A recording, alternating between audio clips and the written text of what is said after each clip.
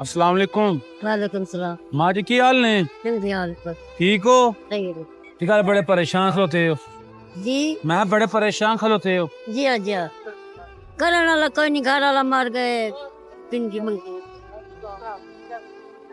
बच्चे नहीं है अपने? बच्चे अपने घरों घर नहीं देते, खर्चे मरते। अच्छा, ये झोपड़ियां लाई बैठे हैं। झुंपड़ियां लाई बैठे हो? झुंपड़ियां रहंदे हो? हाँ हाँ। बच्चे जीवन अल्लाह पावे, अल्लाह खैर हो। ए लो, ये क्या है? अल्लाह पाक की तरफ तोहफा आया, ठीक है। क्या है? अल्लाह पाऊ देवी बच्चे जीवनी हाज से बनी, अल्लाह पावे, अल्लाह खैर। अपनी दुआवां याद रखियो। जिन्हों अल्लाह ताला ने वसीला बनाया है तुसीं ओहदे लिए दुआ करनी, ठीक है। बच्चे जीवनी अल्लाह बाहू देवे ते खूब बाजित ने भी अल्लाह कबूल करी।